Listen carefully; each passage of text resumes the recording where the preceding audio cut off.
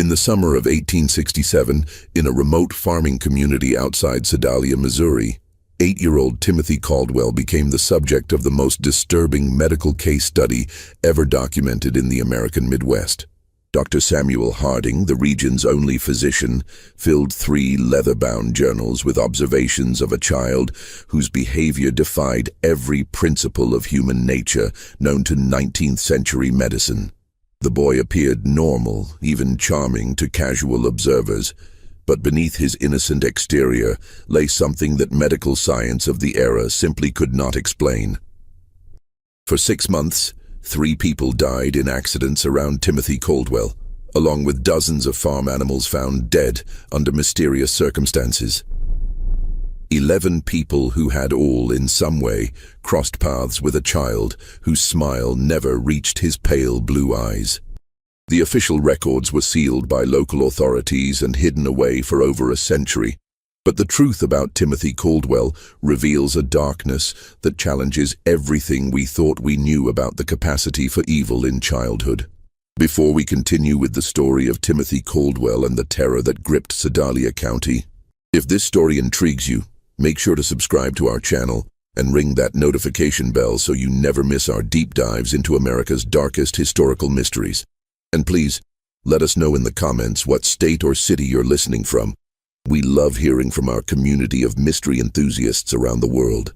The events that would make Timothy Caldwell infamous began not with violence, but with loss. The Missouri of 1867 was a state still bleeding from the wounds of civil war. Towns like Sedalia had sent their young men to die on distant battlefields, leaving behind widows, orphans, and communities struggling to rebuild. The Caldwell farm, nestled in a valley 15 miles south of town, had once been prosperous. James and Martha Caldwell had built their homestead with dreams of raising cattle and corn, but those dreams died with James at the Battle of Wilson's Creek in 1861. Martha tried to maintain the farm alone, but consumption took her lungs in the bitter winter of 1865. Their son Thomas, barely 21, inherited land he couldn't work and debts he couldn't pay. When Thomas received word that his brother William had died at Andersonville Prison, leaving behind a widow and 8-year-old son, he saw both burden and opportunity. The boy, Timothy, would need a home, and Thomas needed help with the endless work of farming. Thomas Caldwell was a hard man, made harder by war and loss. His wife, Sarah, had grown sharp-tongued and bitter during their childless years. Neither was particularly suited for raising a child, especially one who arrived at their door in the spring of 1866, carrying nothing but a small cloth bag and eyes that seemed far too old for his young face. Timothy Caldwell was small for his age, with pale skin that burned easily in the Missouri sun and blonde hair that his Aunt Sarah kept cut short to keep the lice away. He spoke little of his life before the farm, offering only fragments when pressed. His father had been a soldier. His mother had coughed blood. He had lived with neighbors for a while after she died. What struck adults most about Timothy was his politeness. He always said, "Yes, sir," and "Yes, ma'am." He never complained about work or punishment. He seemed in every way to be the model of a well-behaved child. Dr. Samuel Harding first encountered Timothy in June of 1866, when the boy accompanied his uncle to town for supplies. Harding, a graduate of the Missouri Medical College and one of the few formally trained physicians west of St. Louis, had developed a keen eye for reading people during his years treating both Union and Confederate soldiers. Something about the Caldwell boy unsettled him, though he couldn't identify what. The child was perfectly respectful, Harding would later write in his journal. He answered questions directly, maintained appropriate eye contact, and displayed none of the fidgeting or shyness typical of rural children encountering strangers. Yet I found myself deeply uncomfortable in his presence. His gaze held an intensity that seemed to suggest he was studying me with the same clinical interest that I typically reserved for my patients. The farming community around Sedalia was small enough that everyone knew everyone else's business. The Caldwell farm was isolated, but not so isolated that neighbors didn't notice things. Mrs. Eleanor Patterson, whose property bordered the Caldwell land, would often see Timothy working in the fields or tending to the livestock. She remarked to her husband that the boy worked with unusual focus for a child his age, never seeming to tire, never stopping to play or rest, as children naturally do. It was like watching a little machine, she told her husband Samuel over dinner one evening. He'd work steady from sunrise to sunset, never complaining, never slowing down. Ain't natural for a boy to have no play in him at all. The Patterson farm kept chickens, and Eleanor noticed that her birds became agitated whenever Timothy was near the property line. They would cluster together, squawking and ruffling their feathers, refusing to venture close to the fence that separated the properties. Her husband dismissed it as coincidence, but Eleanor couldn't shake the feeling that the animals sensed something about the boy that humans missed. The first death occurred on a sweltering afternoon in August 1866. Little Mary Fletcher, age 5, was the daughter of the town blacksmith and known throughout the community for her bright laugh and tendency to wander. She had been playing near Willow Creek, a shallow stream that ran between several properties, including the Caldwell farm. Timothy found her body.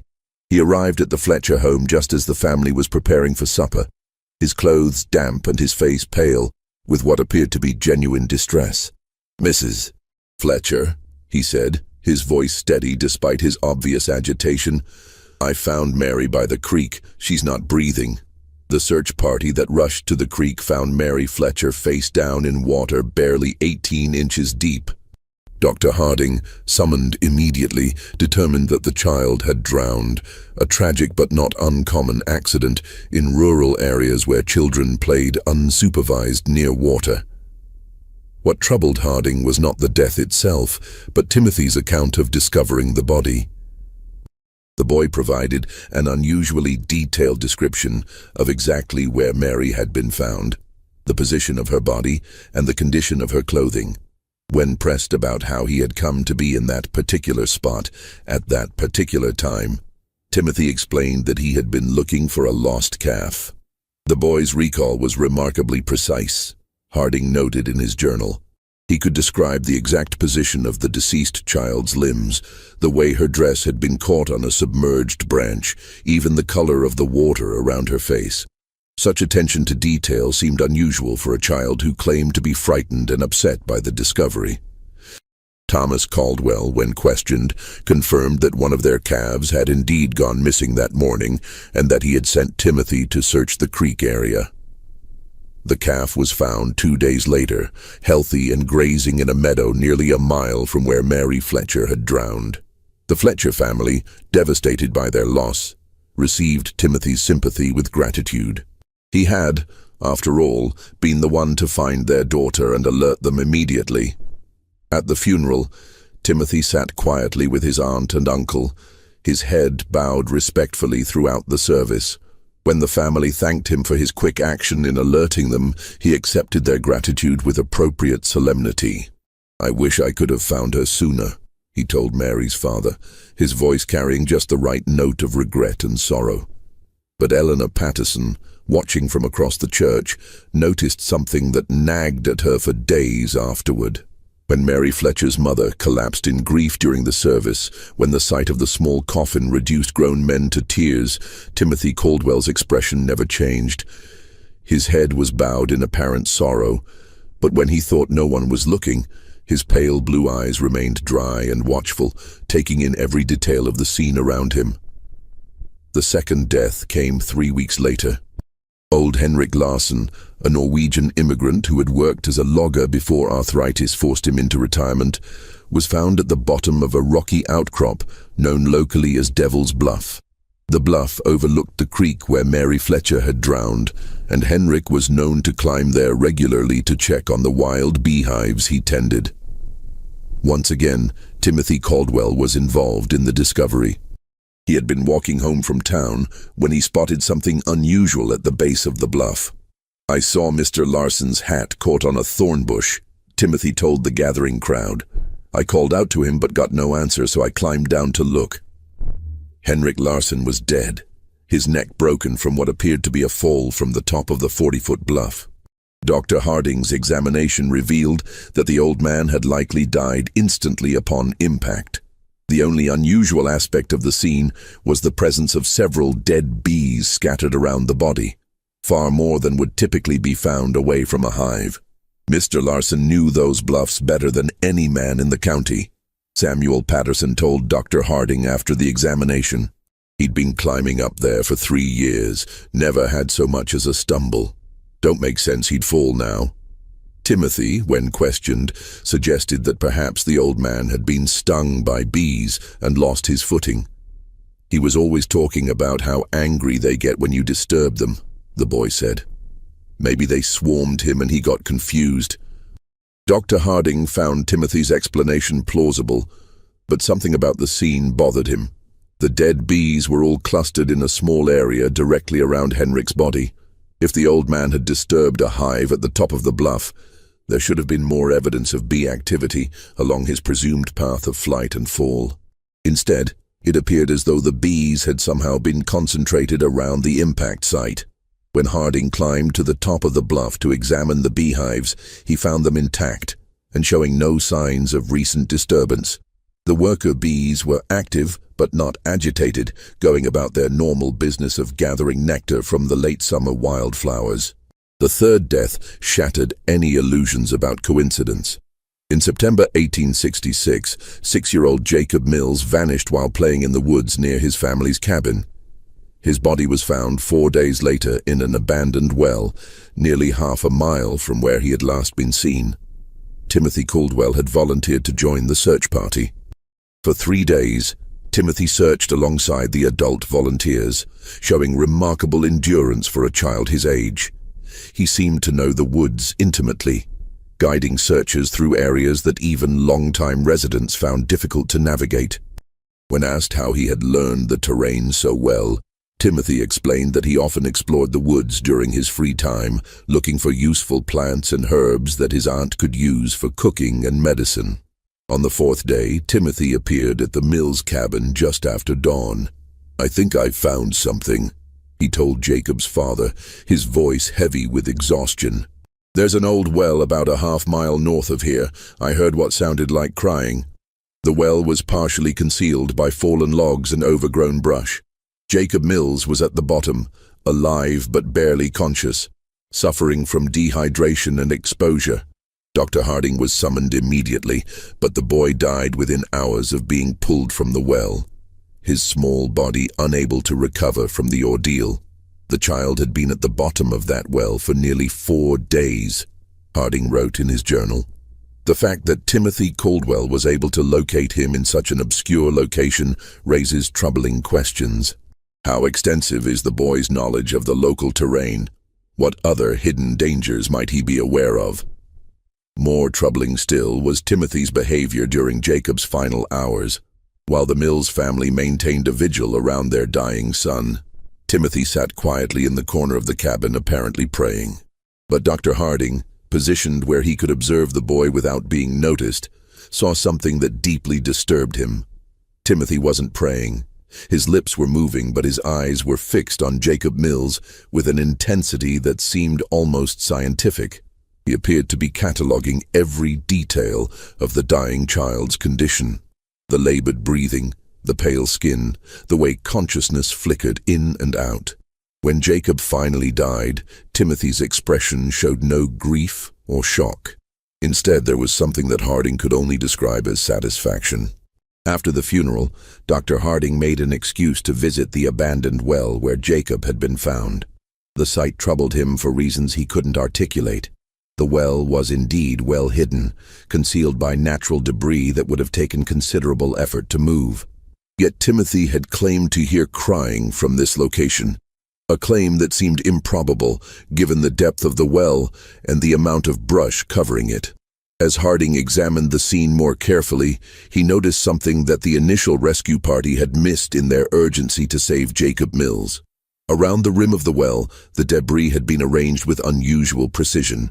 Logs and branches that should have fallen randomly showed signs of deliberate placement, creating a natural-looking camouflage that would be nearly impossible to spot unless one knew exactly where to look. The implications were too disturbing to voice aloud, but Harding could not shake the suspicion that Jacob Mills had not simply fallen into the well. Someone had placed him there, and someone had carefully concealed the location until the boy was too weak to survive rescue. That evening, Harding began keeping detailed notes about Timothy Caldwell. If his suspicions were correct, the boy posed a danger to the entire community. But suspicions were not evidence, and evidence was exactly what Harding lacked.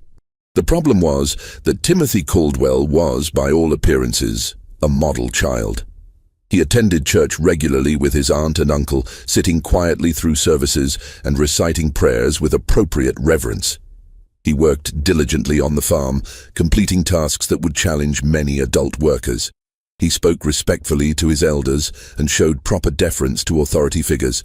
Most importantly, Timothy had plausible explanations for his presence at each tragedy. He had been looking for a lost calf when he found Mary Fletcher. He had been walking home from town when he spotted Henrik Larsson's hat. He had volunteered to help search for Jacob Mills, as any concerned member of the community would do. But Harding's medical training had taught him to look beyond surface appearances. In treating wounded soldiers, he had learned to recognize the signs of men who killed not from patriotic duty or desperate necessity, but from something darker and more fundamental. There was a coldness in such men, a disconnection from normal human emotion that manifested in subtle ways: too little reaction to horror, too much interest in suffering, an ability to discuss violence with clinical detachment. Timothy Caldwell displayed all of these characteristics, but compressed into the body and face of an 8-year-old child. Dr. Harding's investigation began in earnest in October 1866. Using his position as the community's physician, he made regular visits to farms and homes throughout the area, ostensibly checking on the health of families still recovering from the hardships of war. In reality, he was gathering information about Timothy Caldwell. What he discovered painted a disturbing picture of a child who seemed to exist at the center of an ever-widening circle of misfortune. Livestock on neighboring farms had been dying at unusual rates, not from disease, but from what appeared to be accidental injuries. Chickens were found with broken necks, apparently killed by foxes that left no other signs of predation. Pigs suffered mysterious wounds that became infected and led to death. Horses developed sudden lameness that forced farmers to put them down. Mrs. Eleanor Patterson confided to Dr. Harding that she had lost 17 chickens in the past 2 months. "It's the strangest thing," she said. "They're dying 1 or 2 at a time, always found in the morning with their necks broken clean. My husband thinks it's foxes, but I've never seen fox sign around the coop. And the way they're killed, it's too neat, too careful." When Harding examined the most recent casualties, he found evidence that supported Eleanor's suspicions. The chickens had been killed with precise force applied to specific points on their necks, a technique that required considerable knowledge of anatomy. It was not the random violence typical of predator attacks, but something much more deliberate and controlled. Similar patterns emerged on other farms. James Wickham had lost 3 calves to what he described as freak accidents. Animals that had somehow managed to strangle themselves on ropes or wedge their heads in fence rails in ways that defied logical explanation. Robert Dunham's prize bull had fallen into a ditch and broken its leg, despite being one of the most sure-footed animals in the county. In every case, the affected farms were within walking distance of the Caldwell property, and in several instances, neighbors reported seeing Timothy in the vicinity around the time of the incidents. "I saw him walking along our fence line the morning before we found the calf," James Wickham told Dr. Harding. "Thought it was odd, him being so far from home, but the boy was always polite when he saw me. Waved and called out a greeting like he was taught proper." Dr. Harding also began paying closer attention to Timothy's behavior during his routine medical visits to the Caldwell farm. The boy was always present during these visits, standing quietly while Dr. Harding examined his aunt and uncle for the various ailments common to farming life. But Harding noticed that Timothy watched these examinations with unusual interest, asking questions about anatomy and medical procedures that seemed advanced for a child his age. "How do you know if someone's really dead?" Timothy asked during one visit, his tone casual as if discussing the weather. "Sometimes people just look like they're sleeping." When pressed to explain his curiosity, Timothy said he was concerned about being able to help if someone was hurt while he was alone on the farm.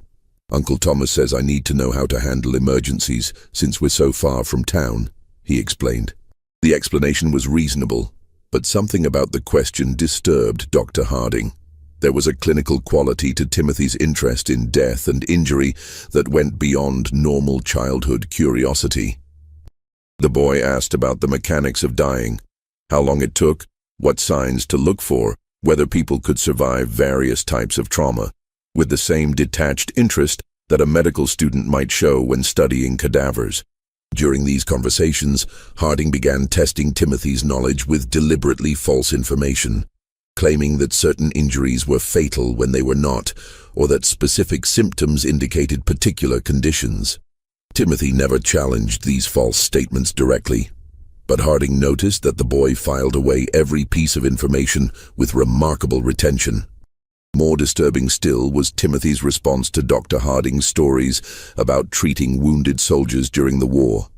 While most children showed appropriate shock or sadness when hearing about battlefield injuries, Timothy listened with rapt attention, asking detailed questions about wound patterns, blood loss, and survival rates. "Did they scream a lot when you cut off their arms?" Timothy asked during one such conversation, his pale blue eyes fixed intently on Dr. Harding's face. "Or were they too hurt to make noise?" The question, delivered in Timothy's characteristically polite tone, sent a chill through Dr. Harding that he would never forget. By November 1866, Dr. Harding had filled nearly 2 complete journals with observations about Timothy Caldwell. The picture that emerged was that of a child who possessed an adult's understanding of violence and death, combined with a complete absence of normal human empathy. But documentation was not the same as evidence, and evidence was what Harding would need if he hoped to protect the community from what he increasingly believed was a dangerous predator. The opportunity to gather that evidence came when Thomas Caldwell injured his back during the fall harvest. The injury required bed rest and daily medical visits, giving Dr. Harding unprecedented access to the Caldwell household. During these visits, he began engaging Timothy in longer conversations, carefully probing to understand the extent of the boy's knowledge and the nature of his thoughts. What he discovered exceeded his worst fears. Timothy Caldwell had been conducting experiments on living creatures for months, possibly years. Using a combination of careful questioning and direct observation, Dr. Harding determined that the boy had been systematically capturing and torturing small animals, studying their responses to various forms of injury and distress. Timothy had mentioned the cave during one of their conversations, describing it as a place where he went to think and be alone. When Dr. Harding investigated the site, he found a carefully organized collection of animal bones, crude surgical instruments fashioned from farm tools, and a series of detailed drawings that documented various experiments in torture and mutilation. The drawings were the most disturbing discovery. Rendered with surprising artistic skill for a child, they showed rabbits, squirrels, birds, and larger animals in various stages of dissection and injury. Each drawing was accompanied by notes written in Timothy's careful handwriting, describing the animal's reactions, the time it took to die, and observations about which methods caused the most suffering. Subject remained conscious for approximately 10 minutes after removal of eyes. Read one notation beside a detailed drawing of a rabbit. Vocalizations decreased gradually. Movement ceased after application of pressure to throat. Dr. Harding realized that Timothy had been using the community's animals as subjects for increasingly sophisticated experiments in cruelty. The accidental deaths on neighboring farms were actually the result of Timothy's desire to test his methods on larger subjects. But the most chilling discovery was a newer set of drawings that showed human figures instead of animals. These sketches depicted children and adults in various poses of distress and injury, each accompanied by speculative notes about human anatomy and potential methods of causing harm. One drawing showed a figure that was unmistakably Mary Fletcher, the first child to die. Another depicted Henrik Larsen, A third showed Jacob Mills at the bottom of a well, with detailed annotations about the effects of dehydration and exposure on the human body. Timothy Caldwell had not simply been present when these people died. He had planned their deaths, executed those plans with methodical precision, and documented the results for future study. As Dr. Harding would soon discover, the horror in Sedalia County was far from over. If this story is giving you chills, share this video with a friend who loves dark mysteries, hit that like button to support our content, and don't forget to subscribe to never miss stories like this. Let's discover together what happens next. Dr. Harding faced an impossible situation. The evidence in the cave proved that Timothy Caldwell was responsible for multiple deaths, but that evidence had been obtained through what amounted to illegal search. Moreover, the idea that an 8-year-old child could be a calculating murderer was so far outside the accepted understanding of human nature that no court would accept such a claim. The medical science of 1867 had no framework for understanding antisocial personality disorder or psychopathy. The prevailing belief was that children were inherently innocent, corrupted only by bad influences or traumatic experiences. The idea that a child could be born without the capacity for empathy or moral reasoning was literally inconceivable to most people. Dr. Harding knew that if he presented his findings to local authorities, he would likely be dismissed as a man whose mind had been damaged by too many years of treating war casualties. The evidence would be explained away. Timothy would be defended as a traumatized orphan acting out his grief, and the killings would continue. Instead, Dr. Harding decided to confront Timothy directly. During his next visit to the Caldwell farm, he asked the boy to walk with him to check on the livestock in the far pasture. Once they were alone, Dr. Harding revealed what he had discovered in the cave. Timothy's reaction was not what Dr. Harding had expected. The boy showed no surprise, no denial, no fear at being caught.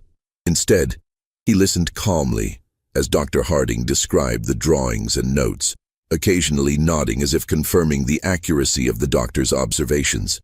"You're not going to tell anyone," Timothy said, when Dr. Harding finished speaking. It was not a question or a plea, but a statement of fact delivered with absolute confidence. "Why wouldn't I?" Dr. Harding asked, genuinely curious about the boy's reasoning. Timothy smiled, the first genuine expression of emotion that Dr. Harding had ever seen on his face. "Because no one would believe you," he said, "and because you're curious about what I'll do next." The boy was right on both counts. Dr. Harding knew that his claims would sound like the ravings of a man losing his sanity. But Timothy had also identified something that the doctor was reluctant to admit even to himself: a scientific fascination with observing the development of what might be the most dangerous human being he had ever encountered. "How long have you been doing this?" Dr. Harding asked. "Since I was 5, Timothy replied matter-of-factly. "Maybe earlier. I started with insects, then mice, then bigger things. It's interesting to see how different animals react to the same treatments." "And the people who died?" Timothy shrugged. "They were experiments too. I wanted to see if people would react the same way as animals. They do, mostly, but they're better at understanding what's happening to them. That makes it more interesting." Dr. Harding felt a chill that had nothing to do with the November air. "What are you planning to do next?" Timothy considered the question seriously before answering. "I need to find out what happens when you hurt someone who trusts you completely. Someone who wouldn't suspect anything until it was too late." The implication was clear. Timothy was planning to kill his aunt and uncle. Dr. Harding knew he had perhaps days, possibly only hours, before Timothy acted on his plans. The boy had revealed his intentions with the casual confidence of someone who believed himself untouchable, and past experience suggested that Timothy did not delay once he had decided on a course of action. That evening, Dr. Harding visited Sheriff William Crawford in Sedalia. Crawford was a practical man who had served with distinction in the Union Army and had little patience for theories or speculation. But he also trusted Dr. Harding's judgment and was willing to listen to evidence, regardless of how unusual the circumstances might be. Dr. Harding presented his case carefully, focusing on verifiable facts rather than psychological theories. He showed Crawford the drawings and notes from the cave, pointed out the pattern of deaths and accidents surrounding Timothy, and documented the boy's unusual knowledge of anatomy and violence. Most importantly, Dr. Harding revealed Timothy's stated intention to kill his aunt and uncle. This was information that could not be ignored, regardless of the source. "Even if half of what you're telling me is true," Sheriff Crawford said after reviewing the evidence, examining each disturbing drawing with growing alarm, "we can't arrest a child for drawings and suspicions, but we can watch him, and we can be ready to act if he tries anything."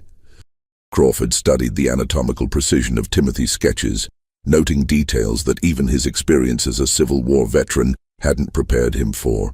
The two men spent hours developing their strategy, bringing in Crawford's most trusted deputies, men who had served under him during the war and could be counted on to remain steady under pressure. Dr. Harding and Sheriff Crawford developed a comprehensive plan. Dr. Harding would arrive at the Caldwell farm at his usual time, bringing laudanum ostensibly for Thomas's pain management, but actually to keep both Thomas and Sarah sedated enough to prevent Timothy from harming them easily. Sheriff Crawford and his deputies would position themselves strategically around the farm property, close enough to respond quickly but far enough away to avoid detection. The plan was put into effect the following morning. As Dr. Harding approached the farmhouse in his buggy, he noticed immediately that something was different. The usual morning sounds of farm activity, chickens pecking in the yard, pigs grunting in their pen, were absent. The property held an unsettling quiet that made his skin crawl. Timothy appeared in the doorway before Dr. Harding had even climbed down from his buggy. The boy stood perfectly still, his pale blue eyes tracking the doctor's movements with predatory focus. He was dressed in his usual work clothes, but Dr. Harding noticed that Timothy's sleeves were rolled up past his elbows, and his hands appeared to have been scrubbed recently, the kind of thorough cleaning that suggested preparation for messy work. "Good morning, Dr. Harding," Timothy said, his voice carrying its characteristic politeness, but something underneath had changed. There was an anticipation there, an excitement that the boy was struggling to contain. "I've been waiting for you." The words sent a chill through Dr. Harding. Timothy's use of waiting suggested that he had been expecting this visit, had perhaps even been counting on it as part of whatever plan he had set in motion. Inside the house, Dr. Harding found Thomas and Sarah Caldwell in their bedroom, both apparently sleeping peacefully.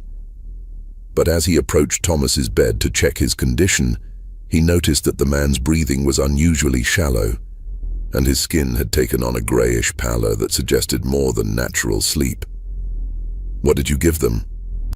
Dr. Harding asked quietly, not turning to look at Timothy but knowing the boy was watching every move he made. "Just some herbs I found in the woods," Timothy replied, his tone innocent but his choice of words deliberate. "There are so many interesting plants growing wild around here. Some of them have very useful properties." Dr. Harding checked Thomas's pulse and found it weak but steady. Sarah showed similar symptoms. She was deeply unconscious but still alive. Whatever Timothy had used, he had been careful about the dosage. The boy wanted his victims helpless but alive, at least for now. "They're not going to wake up for several hours," Timothy continued conversationally. "That should give us plenty of time to talk without interruption." The conversation that followed was unlike anything Dr. Harding had ever experienced. Timothy spoke about murder and torture with the clinical detachment of a medical professor discussing anatomy. He described his experiments on animals and humans with scientific precision, explaining his methodologies and the insights he had gained from each death. "Mary Fletcher taught me that drowning is actually quite slow," Timothy said, settling into a chair as if beginning a pleasant afternoon chat. "Everyone thinks people just slip under the water and disappear, but that's not how it works at all. There's struggling and panic, and this interesting pattern of breathing attempts before the person finally gives up. I had to hold her down for almost 3 minutes before she stopped fighting." Dr. Harding felt his blood turn to ice. You held her under the water. Timothy nodded eagerly. She was playing by the creek and I told her I'd found a pretty stone on the bottom. When she bent over to look, I just pushed her head down and held it there. She was so small that it didn't take much strength, but she fought harder than I expected. That's when I realized that people have much stronger survival instincts than animals. And Henrik Larsson? That was more complicated, Timothy admitted. I couldn't overpower him physically, so I had to be more creative. I knew he checked his beehives every Thursday morning, so I went up to the bluff the night before and loosened some of the stones along the edge. Then I collected bees from one of his hives and put them in a cloth bag. Timothy's eyes gleamed as he described his methodology. When Mr. Larsson climbed up to check the hives, I was waiting behind some rocks. I threw the bag of bees at his face and started shouting that there was a massive swarm attacking him. He panicked and stumbled backward, right over the edge where I'd weakened the stone barrier. The fall killed him instantly, just like I calculated it would. And Jacob Mills. Jacob was the most interesting of all, Timothy said, his voice taking on the tone of a teacher sharing a particularly fascinating lesson. I didn't kill him quickly like the others. I wanted to see what would happen if someone died slowly, over several days. So I convinced him to follow me into the woods by telling him I'd found a family of baby raccoons. Timothy paused, seeming to savor the memory. Jacob was so concerned about the imaginary baby animals that he didn't think twice about the danger. I helped him climb down into the well, then I moved the logs and brush to cover the opening.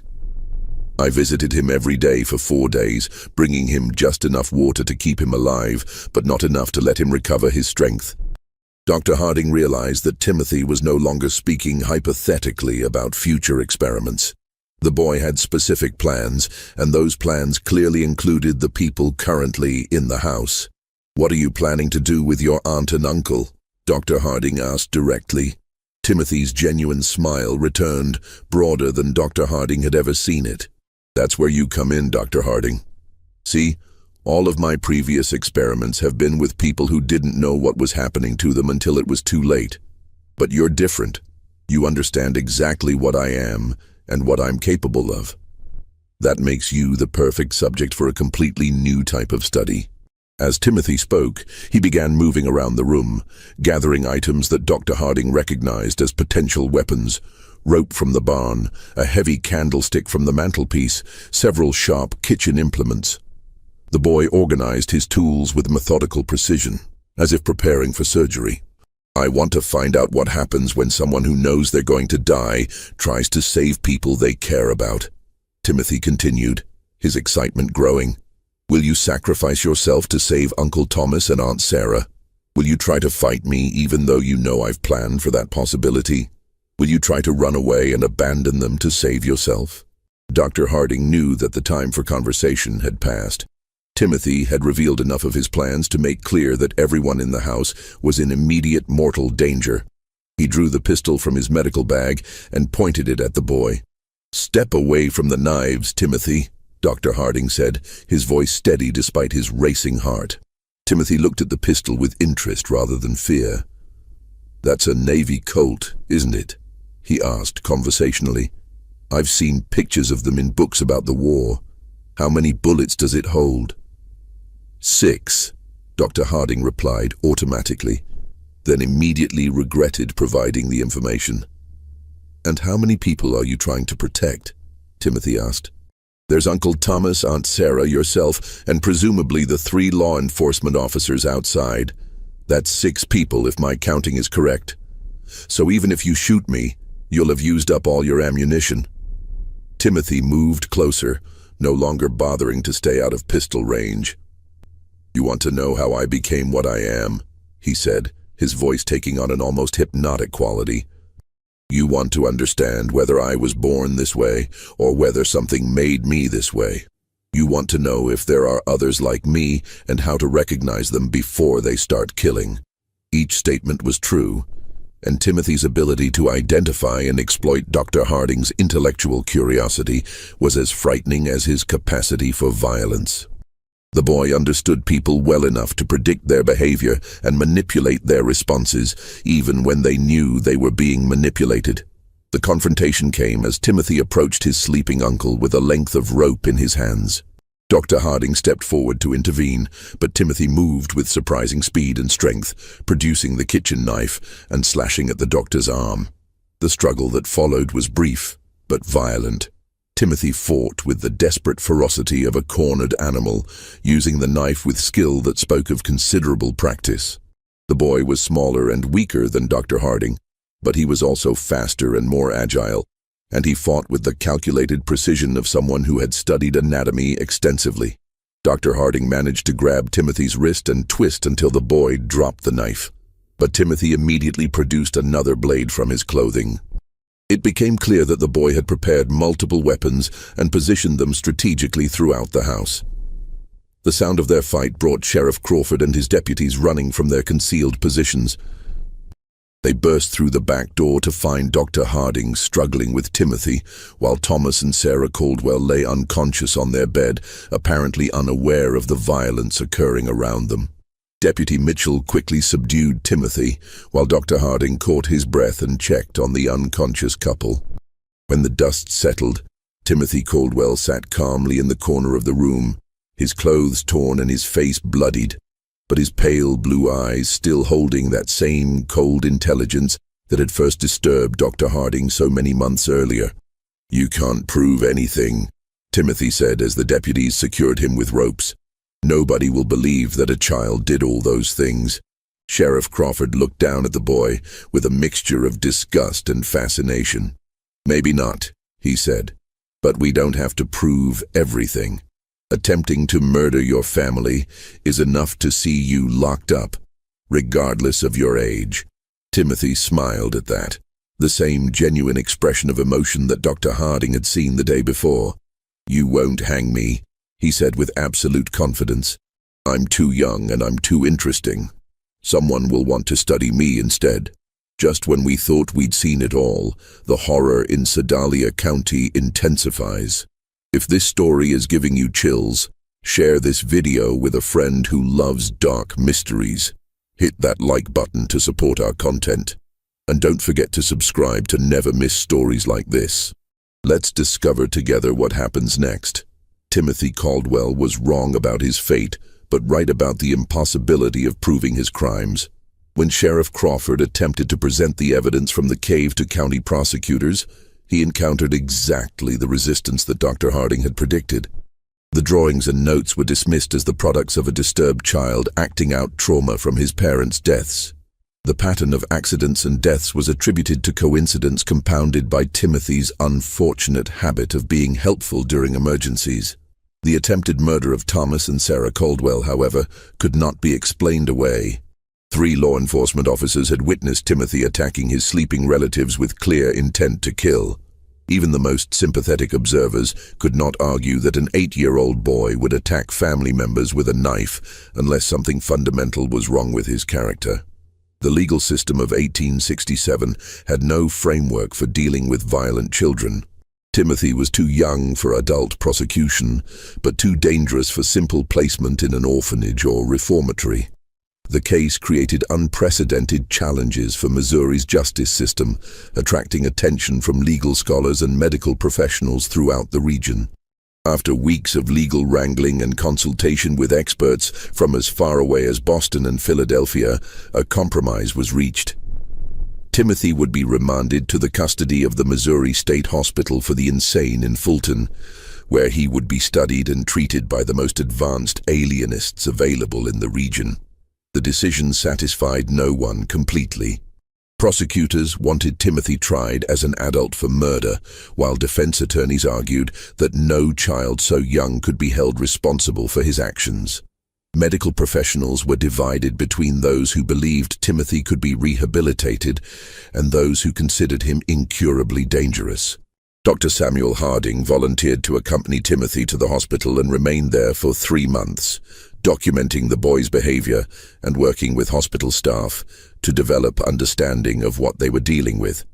The resulting case study became one of the first systematic examinations of antisocial behavior in children, though it would not be published until decades after the events. Timothy adapted to hospital life with the same calculating intelligence he had shown on the farm. He quickly learned to mimic appropriate emotions and responses, convincing several staff members that he was making remarkable progress in overcoming his traumatic episodes. Timothy would cry convincingly when discussing his crimes, express remorse that seemed genuine, and display what appeared to be authentic gratitude for the care he was receiving. But Dr. Harding observed that Timothy was merely studying the people around him, learning to manipulate them more effectively.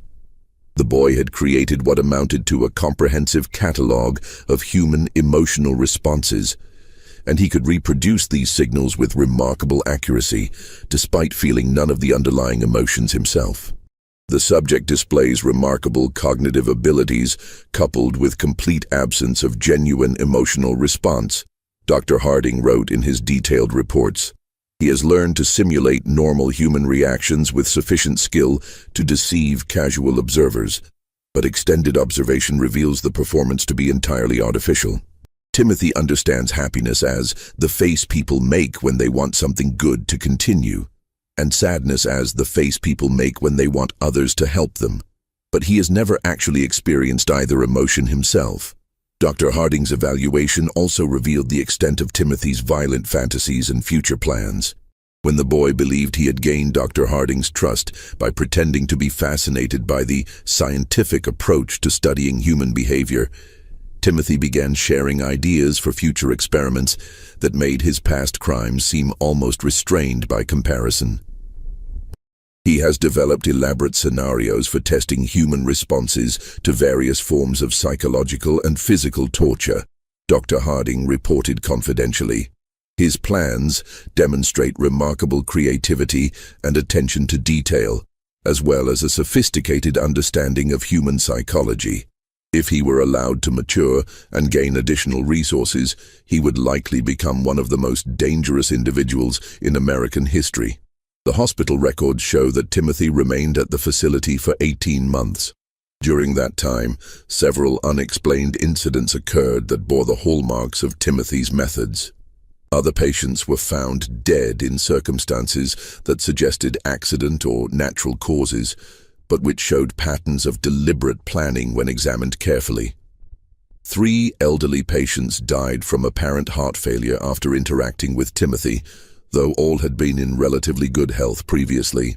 2 younger patients suffered what appeared to be accidental falls that resulted in serious injuries. But both incidents occurred in areas where Timothy had been seen earlier in the day. Most disturbing were the reports of patients who claimed Timothy had been visiting them at night, standing silently beside their beds and watching them sleep. Hospital staff who worked closely with Timothy also began experiencing unusual problems.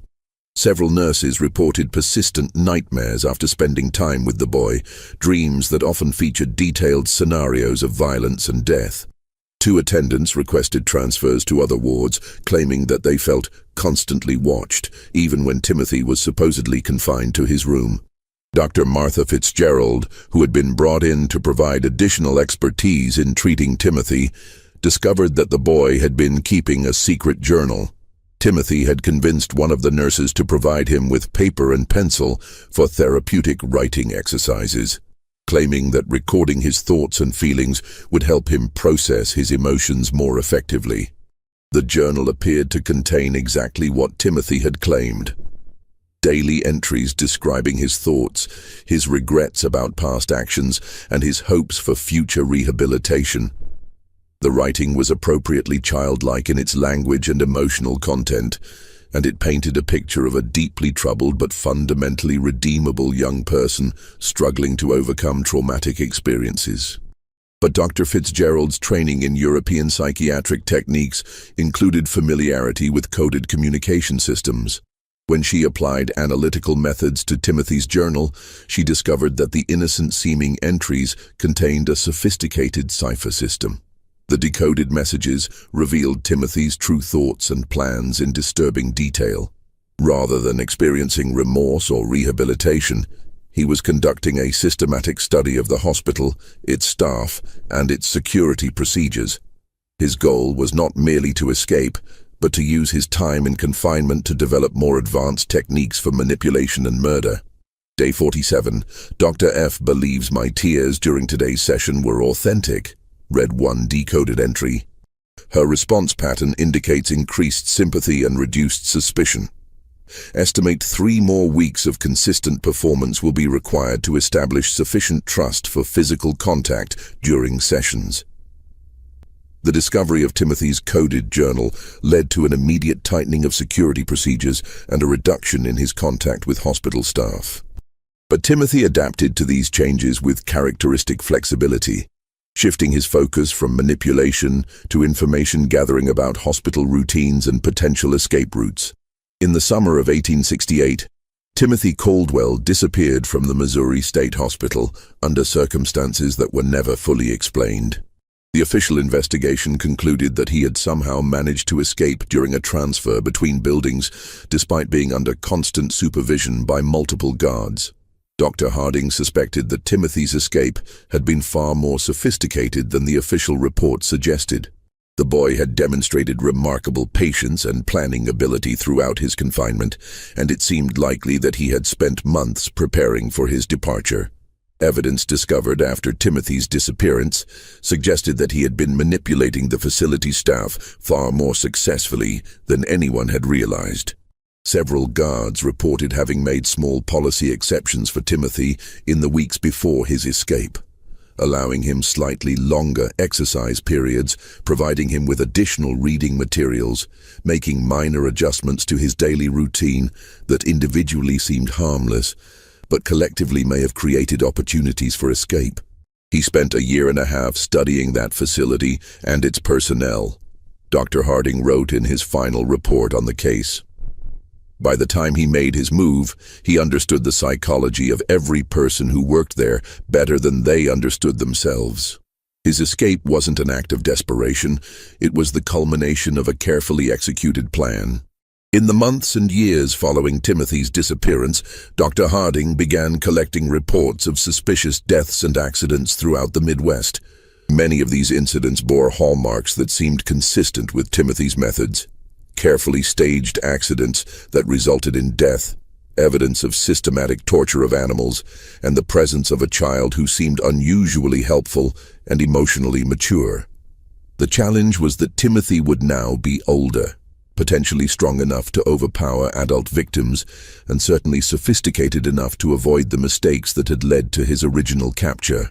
His time of intensive study in human psychology, combined with his natural intelligence and complete lack of moral restraint, had created something unprecedented in American criminal history. Dr. Harding spent the remaining years of his career tracking these reports and attempting to develop a comprehensive understanding of what Timothy Caldwell represented. His private journals, discovered after his death in 1891, contained hundreds of pages documenting cases that might have involved Timothy, along with theoretical discussions about the nature of evil and the possibility that some individuals might be born without the capacity for moral reasoning. The broader implications of Timothy's case continued to influence discussions about criminal justice, child psychology, and mental health treatment for decades after his disappearance. His ability to deceive trained professionals raised uncomfortable questions about the reliability of psychiatric evaluation, while his manipulative skills highlighted the potential dangers of assuming that all children are inherently innocent and redeemable. The Caldwell farm was abandoned after Thomas and Sarah recovered from their ordeal. Neither could bear to remain in the place where they had unknowingly harbored a killer for nearly 2 years. The property eventually reverted to the county and was sold to developers in the 1890s, but local residents avoided the area for decades afterward.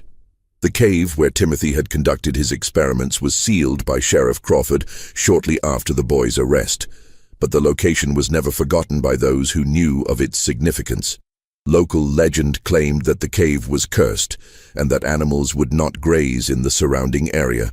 Dr. Harding's journals were donated to the Missouri Historical Society in 1923 by his daughter, who felt that the scientific value of her father's observations outweighed concerns about the disturbing nature of the content. The journals remain in the Society's archives, available to researchers who can demonstrate legitimate academic interest in the development of psychological understanding. Thomas and Sarah Caldwell never spoke publicly about their experience with Timothy, but both lived under assumed names for the remainder of their lives, apparently fearing that the boy might someday return to finish what he had started. Sarah died in 1889, and Thomas followed in 1894. Neither ever had children of their own.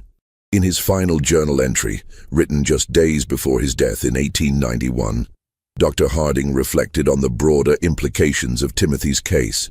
"I have spent 24 years trying to understand what Timothy Caldwell represented, and I fear I have reached a disturbing conclusion. Timothy was not an aberration. He was a glimpse into what human beings might become when stripped of the moral and emotional constraints that we consider fundamental to our nature.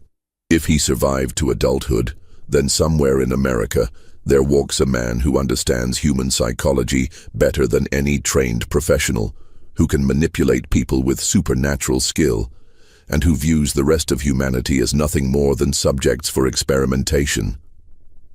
This mystery shows us that evil can wear the face of innocence, and that our assumptions about childhood and human nature may be dangerously naive. The case of Timothy Caldwell forces us to confront uncomfortable questions about the nature of moral development and the possibility that some individuals may be born without the capacity for empathy or conscience that we consider fundamental to humanity. What do you think of this story? Do you believe everything was revealed, or might there be more to Timothy Caldwell's fate than the official records suggest? Leave your comment below and let us know your thoughts about this disturbing chapter in American history. If you enjoyed this tale and want more horror stories like this, subscribe, hit the notification bell, and share with someone who loves mysteries as dark and complex as this one. Remember, the truth is often more terrifying than fiction, and history holds secrets that continue to challenge our understanding of human nature. See you in the next video.